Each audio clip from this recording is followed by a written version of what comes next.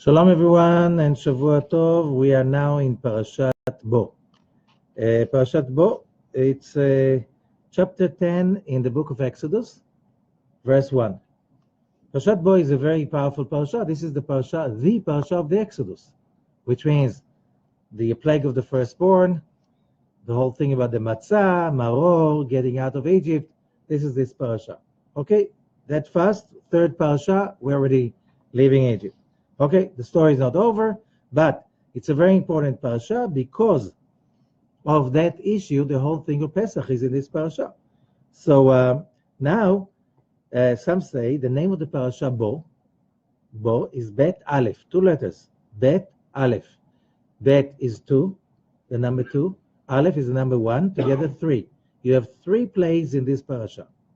Now, if you know Kabbalah, you know that from 10 plagues, 7 in the previous parasha, yes, we already had 7 plagues, and 3 in this parasha, 7 and 3, it's always a division between the lower 7, the upper 3, when you understand what the 10 sefirot are about. If you don't understand, you should study what the 10 sefirot are about. It's time already. Okay, many things would become much more clear than they used to be. Okay, the lower 7, it means about the lower levels of energy, okay, or the manifestation, the physical level, the sensual level, and the 3, the upper 3, we are talking about really the power, the high power, the Godhead. Okay, so this in this parasha. Now, which means these are the 3 that basically get the Israelites out of Egypt. So what was special about that, and what's in it for us, which is the most important? Now, the parasha starts, Vayomer Hashem el Moshe bo el Paro. And God says to Moses, come to Pharaoh. Now, bo el Paro, this kind of an expression does not sound so good. Why? You know, another time that this is mentioned is when, I think that was Genesis chapter 37 or 39, don't remember, forgive me for that, when Yehuda is telling his son, second son, come to the wife of your brother that died and get her pregnant. Bo eleshet achicha. So, you know, what is that has to do over here? Bo el Paro, it should be Gash el Paro, Lech le Paro, approach Pharaoh, go to Pharaoh. What do I mean, come to Pharaoh? And we will see. Because when you say that a man comes to a woman, which means, and he gets her impregnated, which means he get into her sperm and she got pregnant, which means she was transformed. Over here, there's something about Moses coming to Pharaoh. What does it mean for us? And if you notice, the continuation of the verse continues with the same trend. Ki ani ichbadeti et libo, I made his heart heavy, which means stubborn, ve'et lev avadav, and his servants, leman shiti ototai ele bikirbo, so I can put my signs inside him. So that fits the beginning of the verse, and the use of the word bo. Moses has to get something inside Pharaoh. What is that thing that he had to get into Pharaoh? Okay, and that is to understand that the whole story, we're really talking about, as we said in the previous parashot, that whenever a person is reading those parashot, it's a time that he will have to see himself like he is getting out of Egypt, which means we are supposed to experience Exodus this week also. Exodus of what? So we explained. Every person has his own Egypt, his own narrow place, his own limitations, and we know that the problems that we experience in our lives are a result of our own issues, which means our own consciousness. So the whole thing about the deliverance is to deliver the consciousness of spiritual completion. When a person has a spiritual completion and he is in a place of enlightenment, somebody comes to him and tries to insult him, what will be the reaction of that person? He will approach that person that is trying to insult him and say, it looks like you are in need of help. What's wrong with you? Why are you upset? You're suffering right now. Which means when I am in a spiritual position of redemption, I'm not afraid. I'm not reacting. I see a person in trouble, immediately I would like to give him a hand and help him to get out of his pain, because I feel his pain and I feel for him. So the whole thing of redemption we're talking about is a very private redemption, because each one of us is experiencing Egypt again and again, day by day, month by month. And Egypt can be represented by somebody we work with, somebody we live with, family, friends, neighbors, whatever. But it's not. It's only our conscious mind that creates the problem. Because if I was an enlightened, free human being and I see somebody trying to hurt me, immediately I'll try to offer help, because I know he's in trouble. Why should he hurt me? Unless he's hurt himself. Okay? This is not easy to accept. It's like, but basically, when we are talking about from slavery to freedom, we have to take responsibility for what we feel. And if somebody is going through a tough time, I'm not supposed to be reactive about it. And being reactive about it is not going to make, we know 2 minuses does not make a plus. You have 2 minuses in a bank, doesn't make a plus. Remember that. Okay? Only there is in algebra, somebody said that minus times minus becomes plus. But that's an agreement.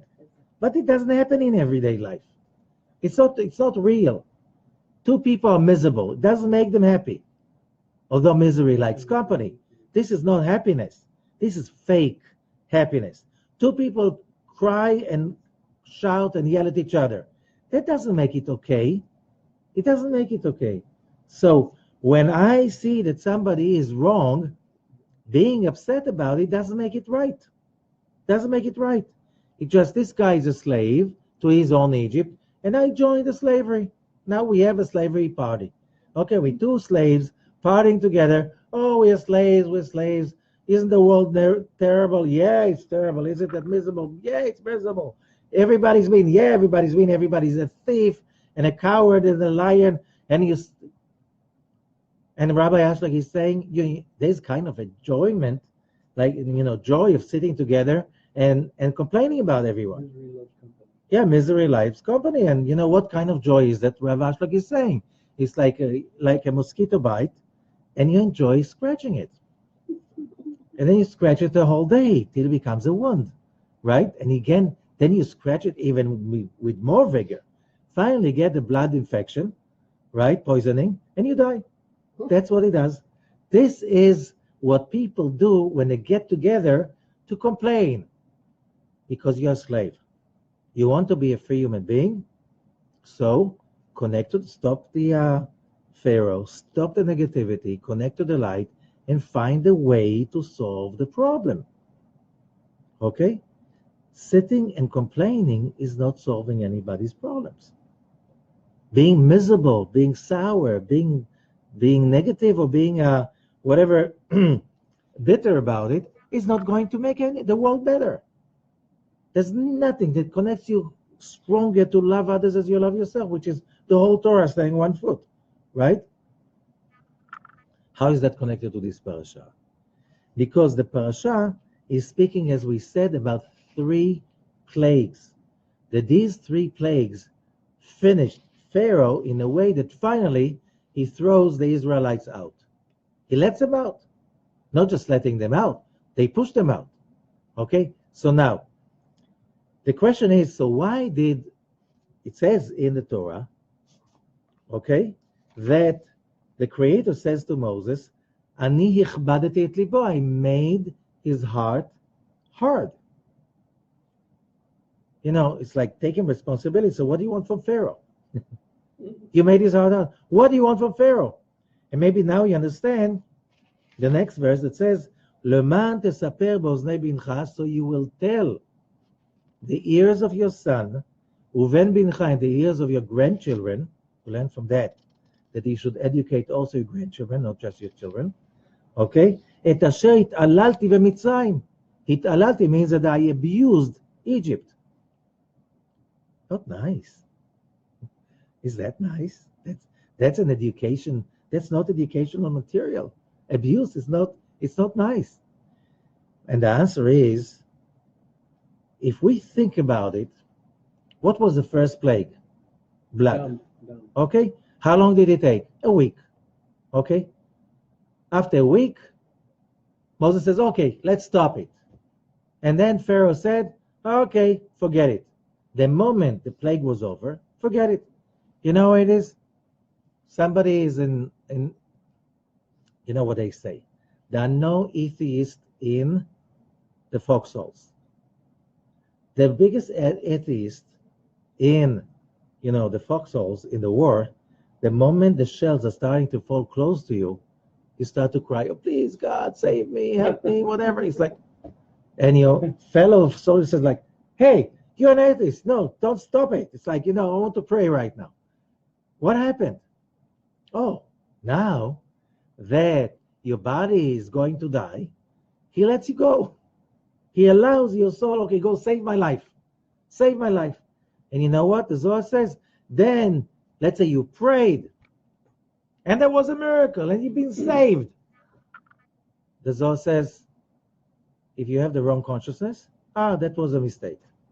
That was by mistake. That was just a coincidence. Oh, that was witchcraft. That's what, being able to see the miracle, you need a change of heart. Pharaoh, we could have continued the plague of blood another day, another day, another day, 2 weeks, 3 weeks. Now the Egyptians are starving. They can't move. Say, okay, anything. Just take anything. Make us your slaves. Just get us out of it. But the moment the plague is over, they'll go back to the same place, right? We all know that. We all know that. We do all kinds of terrible stuff, eat the wrong stuff, we get sick. I'll never, ever do that. Now you feel much better? I don't know if it was really connected. It was just a coincidence, nothing to do with that, with my behavior. There, that many people do that, nothing happens to them. You know yourself, right? So, and each one of us has a Pharaoh, right? So that's how Pharaoh behaves. We know that from deep inside. We're very intimate acquaintance with Pharaoh. That's how he behaves. So the first plague was not enough. How do we know? The moment the plague was over, they went back to the same place. Then the next plague, and the next plague. So the question is, what is that about? So Rabbi Zakloria is telling us something amazing. Here we have in the Shara Psukim, the gate of verses of the writing diary, it's about Parashat Bo. And it says, Hine Paro lo haya makir b'shem Hashem. We spoke about it in previous parashot. Pharaoh did not recognize the name of the Tetragrammaton, the Youdkevitch. Did not recognize. Lo yadati et Hashem. I have no idea what you're talking about. When Moses spoke about God, oh, no problem. Elohim spoke about Youdkevitch. No, nothing like this exists. And we explained, Rabbi Zakloria said, Pharaoh was a great warlock. The biggest. You know how we know. If he was the emperor of Egypt, if there was somebody in Egypt who was a stronger wizard than he was, he would kill him and become Pharaoh. Right? No sentiments. Very simple. Who would say anything? They would be afraid of him. So the fact that Pharaoh is because he's the biggest wizard. And by the way, how did Moses and Pharaoh fight? Was it a fist fight? Was it a sword fight? No, it was a wizardry fight. Read the story. What are the plagues? It's wizardry. Moses did something. Pharaoh's wizard did the same thing. Oh, we can do the same thing. There was stuff they couldn't do. But most of it they could do also. Okay, so how did Moses win? Alone against the whole empire? He was a stronger wizard. And he had the right guy behind him, the creator of the universe. When you have a fellow like this, a partner, you win. Okay? And because it was also the time. Sometimes it's simply not the time. Simply not the time. That remember we learned it in the first parasha in Shmot. Moses and the Creator have an argument. Moses says, I don't want to go. And God says, you have to go. And Moses says, it's not the time. And God says, no, you got mixed up. You thought it's 260 years, and it's 210 years. So time has come. Now, let's go to that.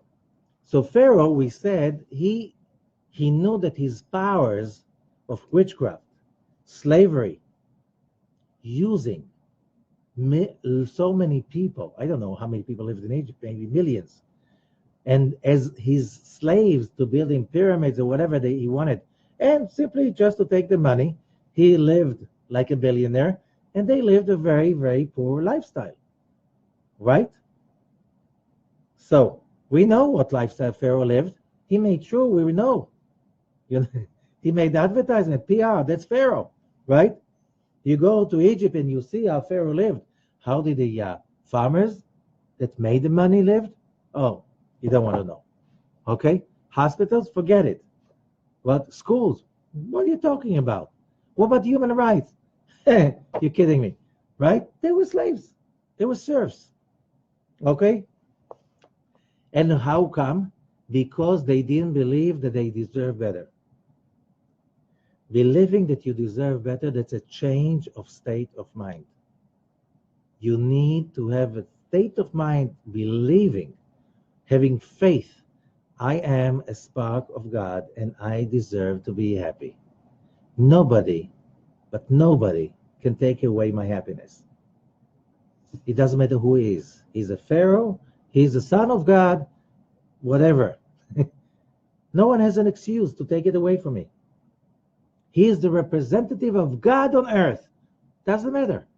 That was the idea of the Exodus. That was the idea. We all parts of the Creator. We all godly. We all children of the Creator himself.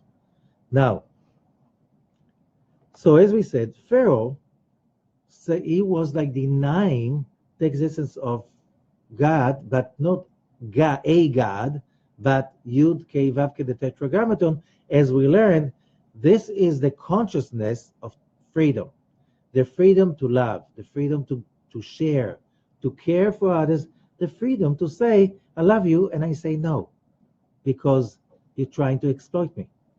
You can say, no, you can't do that, and you're a victim. And you can say, no, you cannot do that. You're my fellow human being, and you cannot do that because, I believe in God, the Almighty, and it's not you. And that's why you cannot take away from me whatever you want to take away from me. Being in that position, it means connecting to freedom. To freedom means having responsibility and knowing to say yes and to say no out of choice. Pharaoh had no choice. The moment the plague was taken away, he's again into his old stuff.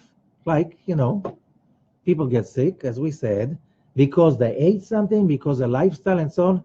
The moment they get out of it, no, it was by coincidence, had nothing to do with it. And they know, we all know that they're lying to themselves and to each other and everybody else. Correct? What is that? That's exactly Pharaoh.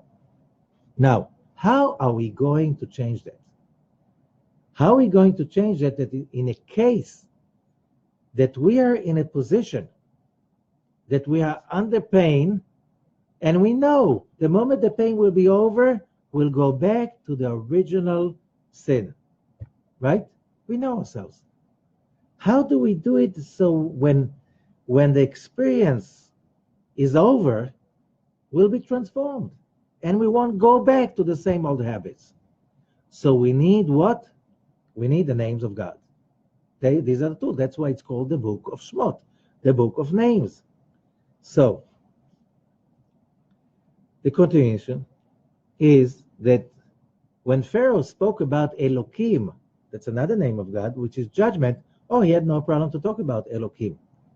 He had no problem to talk about it because he was into judgment. What do you mean judgment? You're not allowed, you're not allowed, you're not allowed. You can love your child and run after your child and always, you can't. By the way, this is terrible. This is terrible.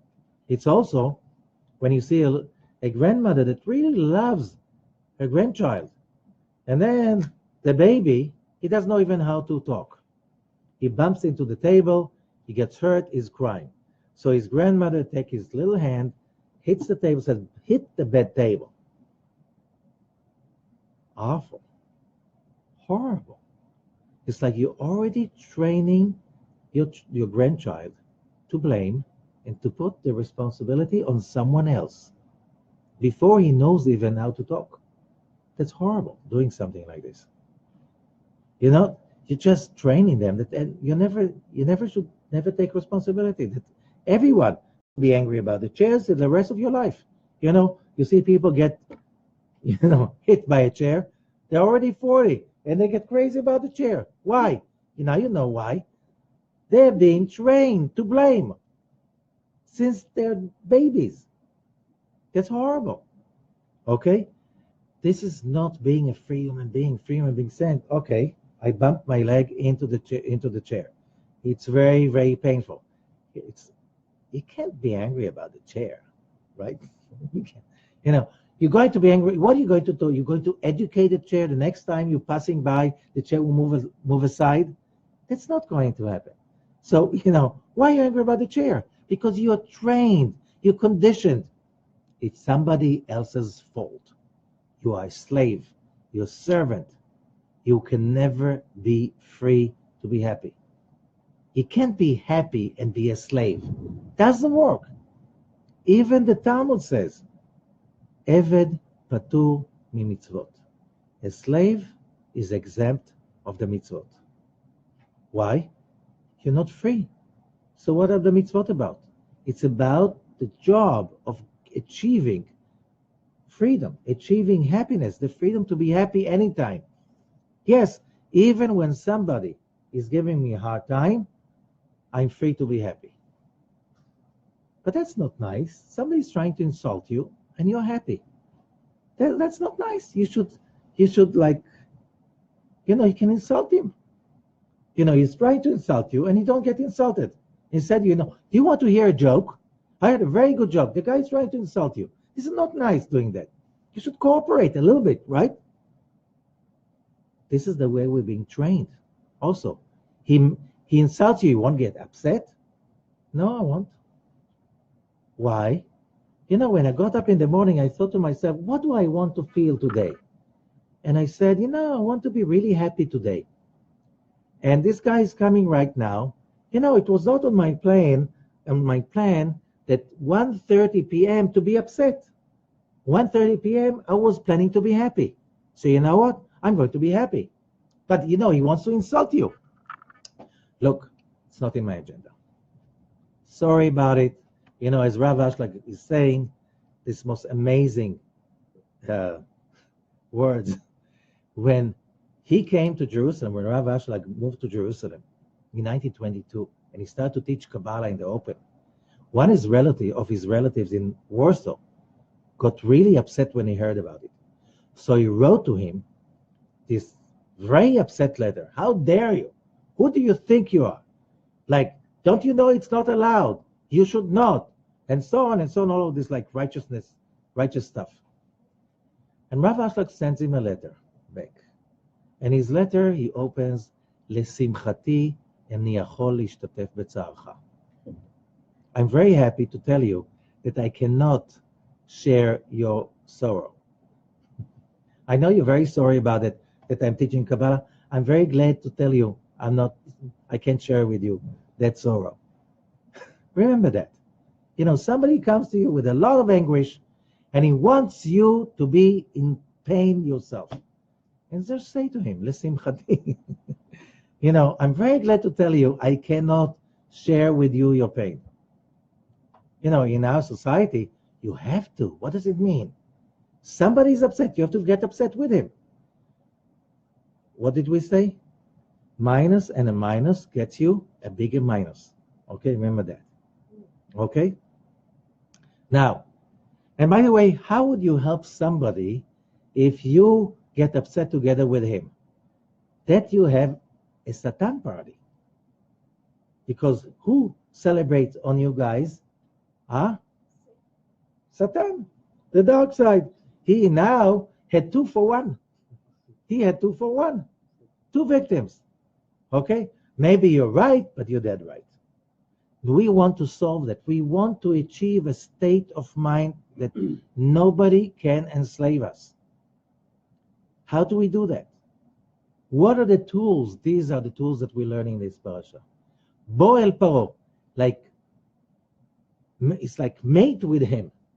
Mating with Paro. So the Arizal is explaining. Okay. So we know that Paro, the Arizal is explaining. It will take me hours just to explain the next paragraph. But he's saying shortly, he's saying that Pharaoh, was the klipa, the dark side. He was the epitome, the manifestation of the power of negativity that mankind accumulated from the sin of Adam.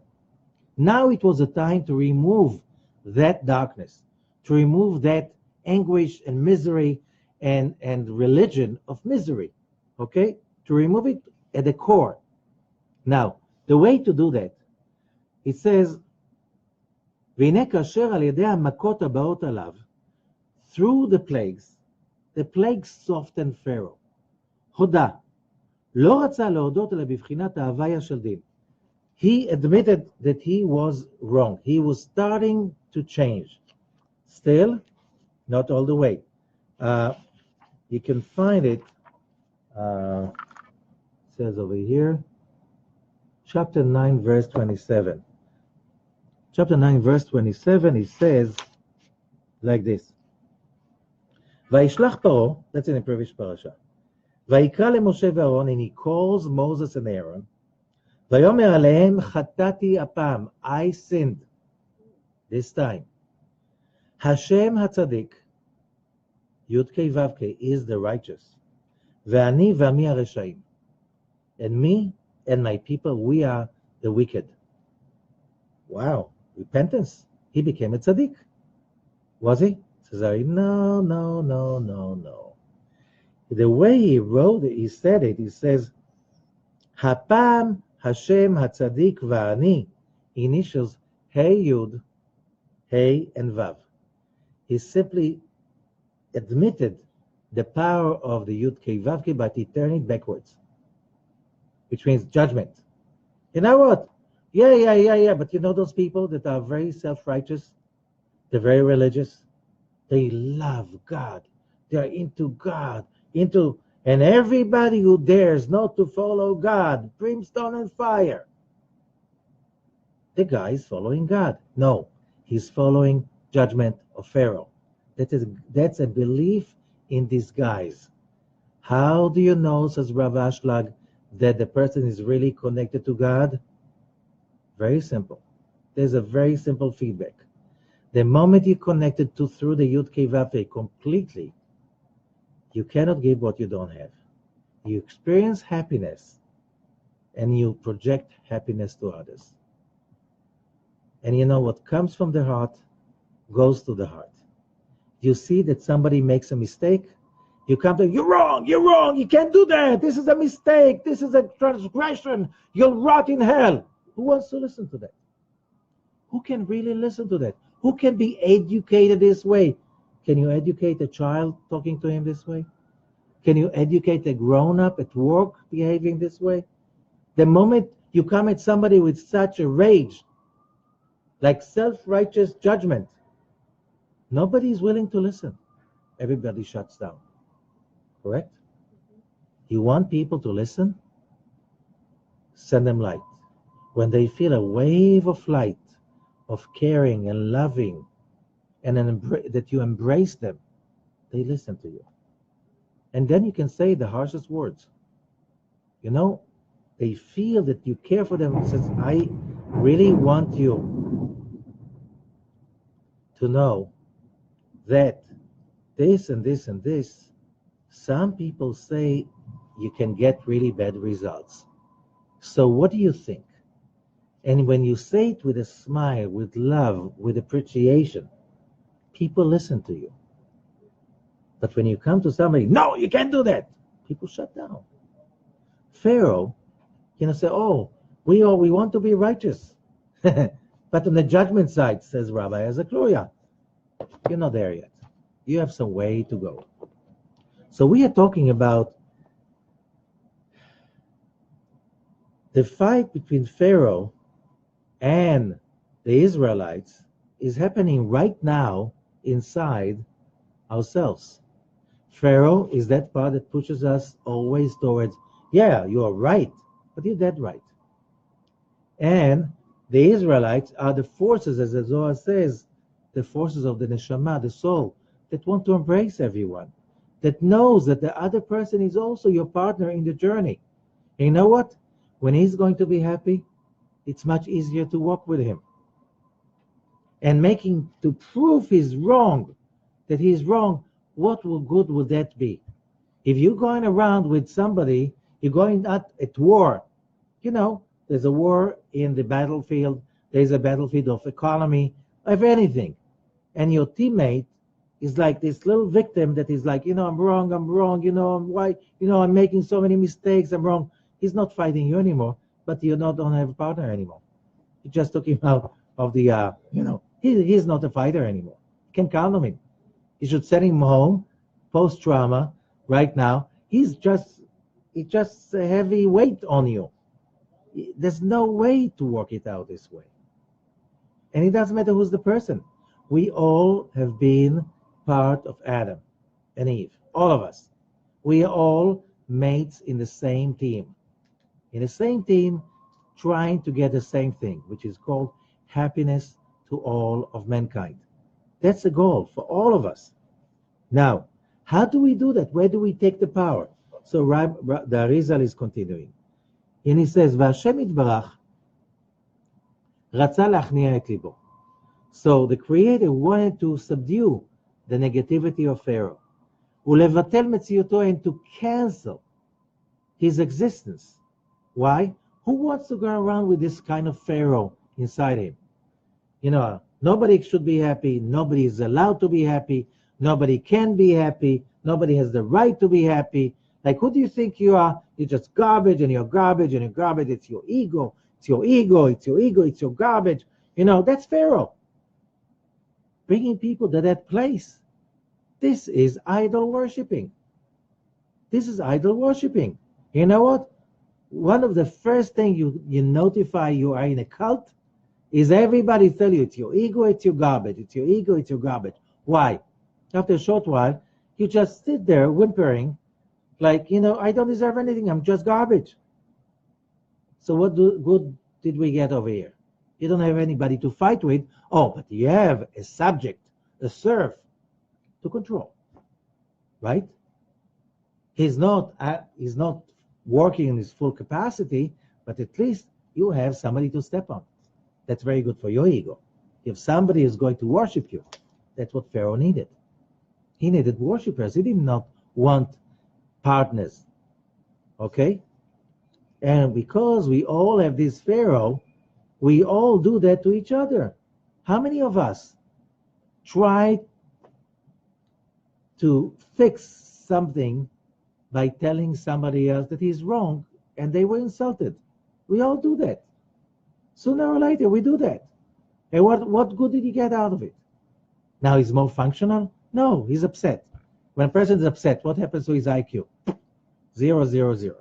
What happens to his capacity to create, to overcome challenges? He doesn't care about overcoming challenges. He doesn't believe he can. You made sure that he cannot. Okay? So, how would the Creator subdue Pharaoh and remove that kind of consciousness so we can become free to love, to care, to say yes, to say no, to say, I don't agree with you, but go on. I'm learning stuff the way you're talking, but you're not going to do it for me and to me. It's not my way. And you're not angry, you're not upset, you just say no. You just say no. How many people say yes with guilt, with fear? If I say no, they won't love me anymore. That's also being a slave. To get out of that, this is what we're talking about. ולכן לא הספיקה ההודעה הזו שהודה בשם ההוויה, so that kind of הודעה, how do you say it? It's like recognition. It's like Pharaoh says, okay, I'm evil and God is righteous. And how many people, God is righteous and I'm evil. We're all evil, we're all evil, we're all sinners. You're going to the same place. Is that the purpose? No, it's a judgment. We all sinners, we don't deserve to be happy. We deserve to be in pain. And so, meanwhile, you get to everybody's pockets. And they let you take whatever you have because they don't deserve to say no, right? Mission accomplished. That's religion worked like this for many years. Pharaoh reincarnated. Many, many, many transformations. Okay, now.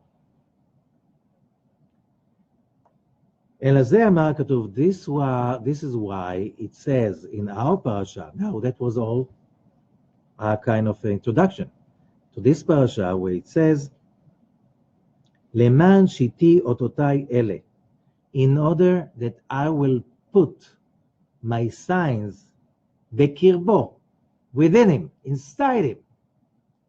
But the Ari says, אותותיי could be read as simply as my signs, ototai. But the Arizal says, no, it's otiotai, my letters. And which letters? Otot Yud, the Yud. What Yud? The name of God, Youdkevitch, starts with a Yud. Whoever learns a little bit of Kabbalah knows that the Yud is the first letter of that, because when we're talking about the name Youdkevitch, it's a symbol for the 10 Sfirot, for the tree of life. The thorn on the Yud, that's how you create a Yud, is the thorn on the Yud is a Sfirat Keter. Sfirat Keter is that first emanation, which is all about the purpose of all of creation, is Lehitiv Lanivaim, to do good with whoever is being created. So, what is the purpose of everyone being created? To enjoy that good. If you don't enjoy, you miss your job. If you're not happy, that's a felony against your own creator. How do we know? When somebody is miserable, what happens to his body? Falling apart. Why? It's against manufacturer's orders, right? Don't misuse. Okay, misuse is to be upset. Yeah, but I upset. No excuse being upset. Why? Being upset doesn't make you smarter, right?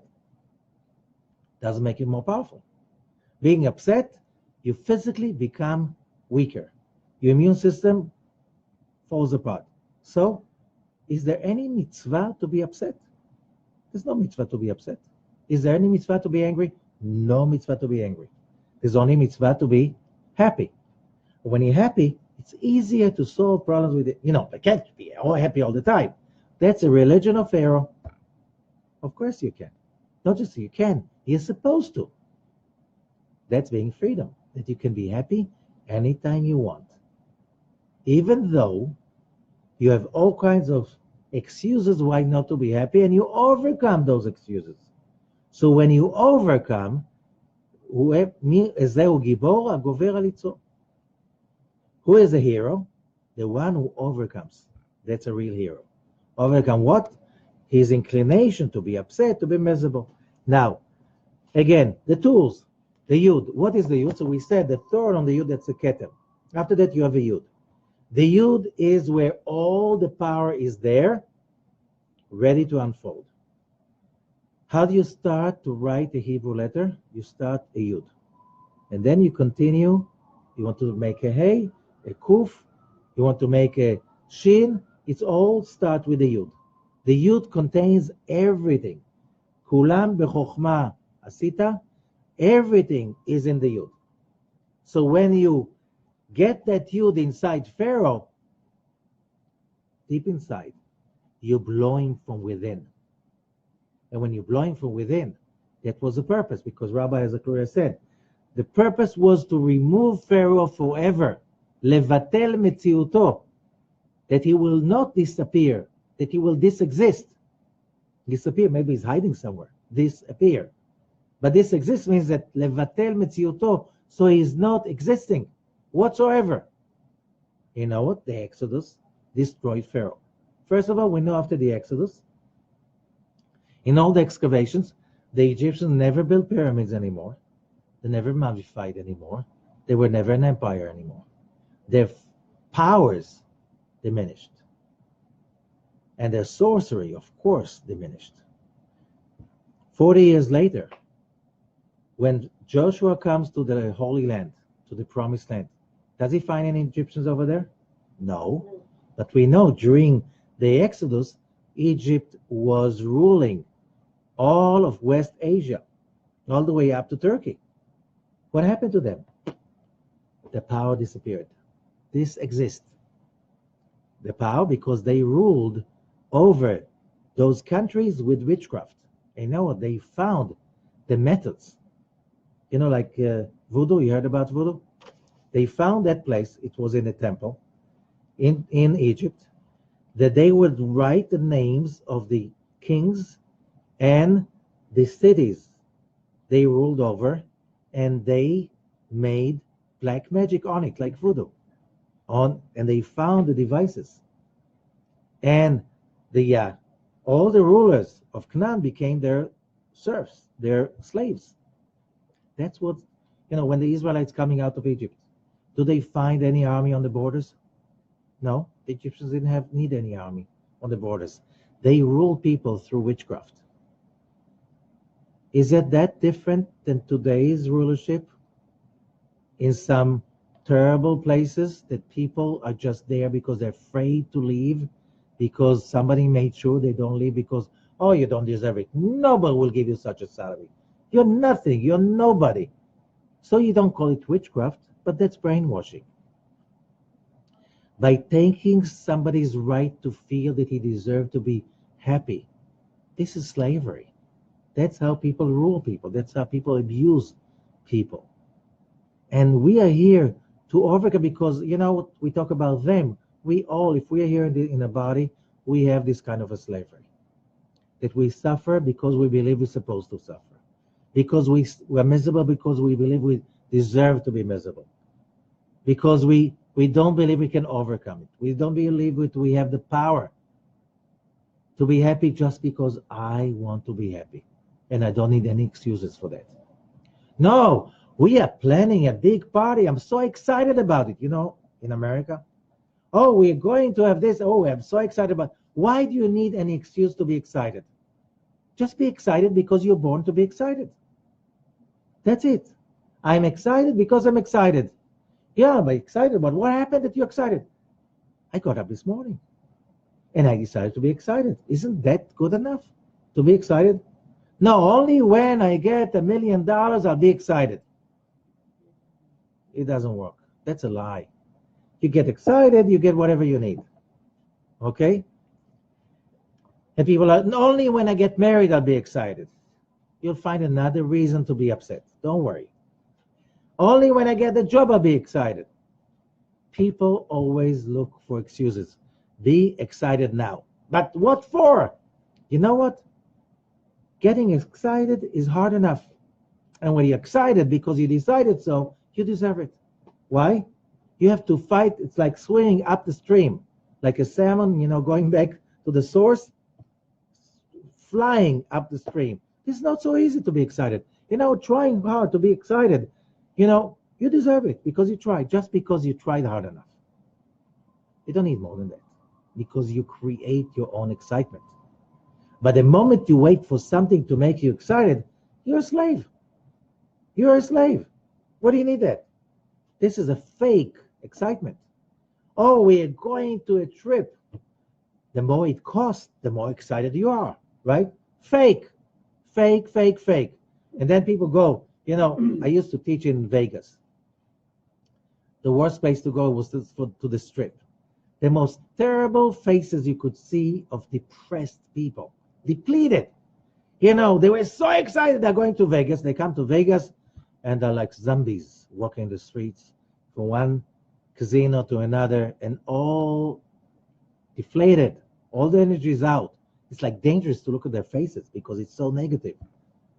Why? You're already in Vegas. It's fake. It's all fake. You come there and you realize it's fake. And then you become so depleted. You're standing in front of this, this machine, and you don't have even the energy to get up and to eat something or to say, you know what am I doing here? Go get a life. No, you don't have the energy for that. You're so depleted. Egypt. Oh, they have a pyramid over there, right? They also don't have That looks to pump. They just have you only have to push your finger. Today you don't have to do that. You just have to push your finger. Yeah, because people are so tired they can't even do that. Just to do that. No good. Okay.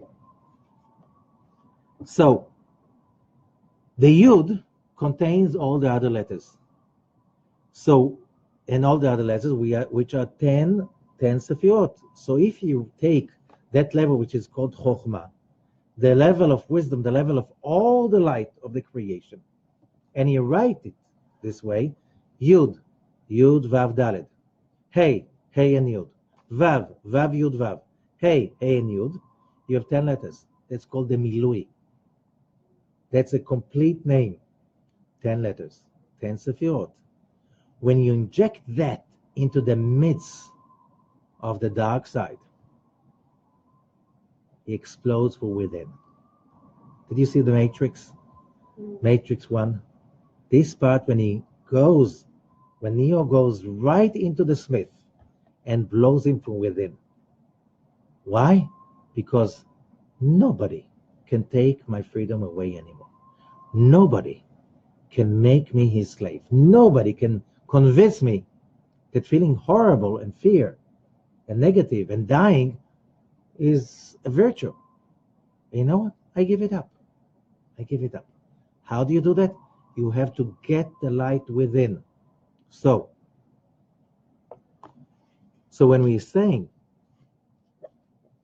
that those 10 letters got into Pharaoh, that light of greatness, there's a light of smallness, which is Elohim.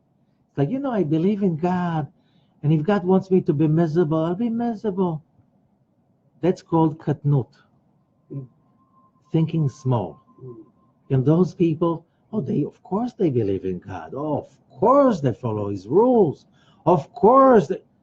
But they don't think they deserve to be something. God gave me this little place, and I'm just following his rules. And it's like you believe not in the creator of the universe. You create in an idol. You believe in an idol that you imagine that exists. It doesn't exist. You invented it. Because do you think that God really wants you to be miserable? That's horrible. For a Kabbalist, it's like, how can you say something like this? How can you say something like this? And still, there are a lot of people that think they believe in God, but they don't believe in the God, the creator of the heaven and the earth. They believe in a God among the gods of idol worshiping. You look at these gods of the ancient world, ugly, angry, selfish, upsetting. Why? Because they wanted people to believe that that's God. But believing in greatness, that a human being was born to achieve greatness, it doesn't mean that you're supposed to be famous. There's only one president of the United States of America at the time, okay? Not everybody can be the president, but you can still feel the child of God and the greatness of your own kind just by knowing that you're a child of the Creator, you created by Him to be excited about life, and that's it. And I don't need any affirmation and any validation from somebody else for that. Just by you being excited about life. Nothing else. And that's only by pulling in that greatness of the light of the Creator, which is symbolized by the Youdkevitch.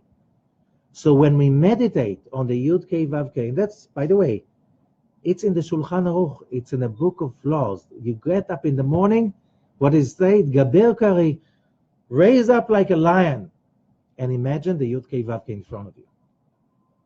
Fire, white fire, and bring it inside yourself, and go with that the whole day long. And if you feel like that your fire is down, it's because you forget to turn the fire on. So turn it on. Oh, I forgot. When you forgot, now you remember. Turn it on. Now that you remember. No excuses. That is the only way that he says you can make Pharaoh exist. Instead of being haunted by him, that the plague after plague after plague, and after the plague is over, he's still around. He's still around. How do you know? We all know that. So, but we're talking about letters. There's another letter that is on the topic of here in the Zohar itself. We have in Parashat Bo one of the stories, and we said it a few times. Okay. Oh, in the Zohar, Rav Ashlag's commentary, Hasulam, verse 81. Amar Rabbi Abba, said Rabbi Abba, Bechama atrin chazkucha brichu al benoi. In how many places the Creator loved his sons? Aved bar nash beita, vekucha brichu amar lei, ktov shmi, v'shaveh lefitchach, ve'at sharei lego beita. A person is building a home, and God says, take a piece of parchment, write my name on it, put it on the mezuzah, on the doorpost, on the right, put it there, and you'll be in the house. I'll guard you from the outside. Okay? It's a gift. You know, some people don't want the gift. Okay? No coercion. But that's a gift. Having the ability to do that. If you have a kosher mezuzah that has the name of God on it, and inside, you're online in God's network. The moment you are connected to God's network, that's it. Who can get in? No evil. Okay? In Pesach, they didn't have a mezuzah yet. But God said to them, take the blood of the sacrifice. And they did also that day circumcision. They didn't circumcise during the slavery. So take the blood of the circumcision and the blood of the sacrifice and the offering of the lamb. Put them together and put it on the lintel, on the doorpost on the right, on the doorpost on the left. And you get right, left, and center. That's the first meaning of it. But there's a deeper meaning to it, says the Zohar. And you'll sit inside, the plague will be outside, you will be protected. Says the Zohar, but there's a more fine-tuning to it. Amar Rabbi Abba, Kein Hashem HaKadosh Hei Asu B'ota Shah. They made a holy name of God, which is a letter. When you make on the doorpost this way, and then this way, and then this way, you don't have to do it all the way. You just make it part of the way, and you get the Hebrew letter Hey, which is a name of God. So they created the letter Hey on the door. Ma Hashem HaKadosh Chazar B'ota Shah Liot Din Al Mitzrayim. That holy name was judgment to the Egyptians and mercy to the Israelites. Now, Hey became since then, in Jewish tradition, a symbol of freedom and protection.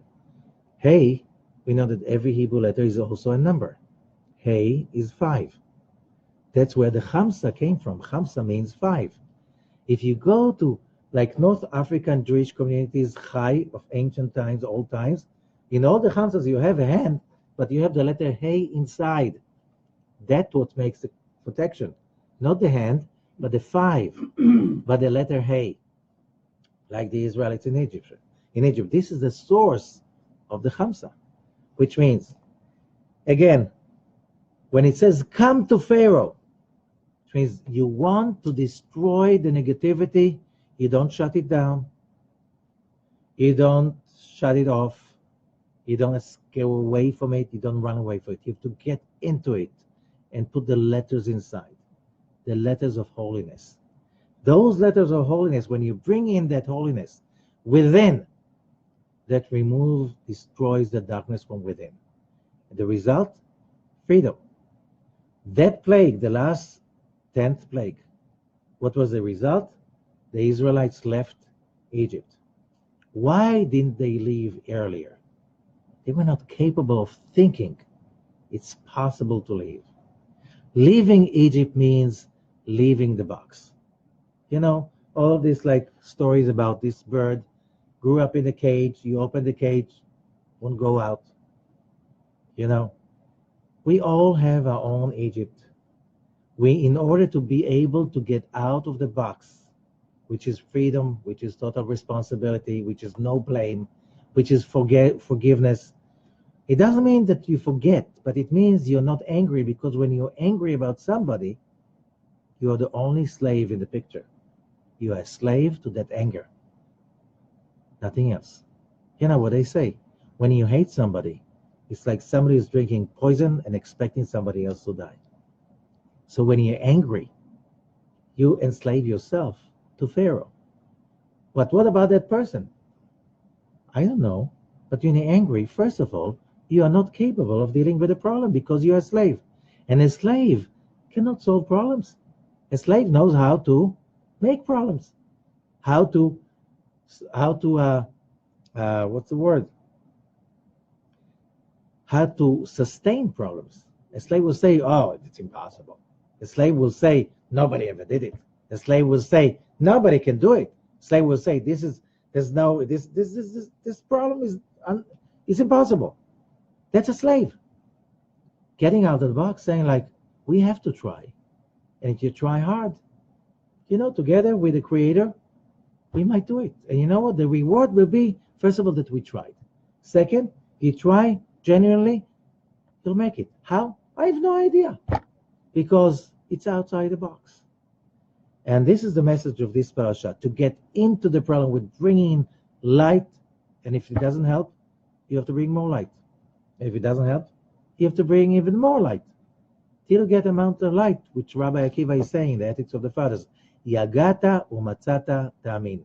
You make the effort, you put the effort, you'll find it. You'll find it. It's a find. What I mean is a find. It will come from the unexpected direction. Why? Because when you're a free human being, you don't think the way slaves think. When a slave imagined freedom, he just imagined that, you can sit there and nobody beats you up. That's not freedom. Freedom is not unslavery. Freedom is being what you really want to be. How do you know what you want to be when you're busy in what you don't want? How do you know what's the solution if you're busy with a problem? And that's what we want to get in this parasha. Thank you so much. Have a great week.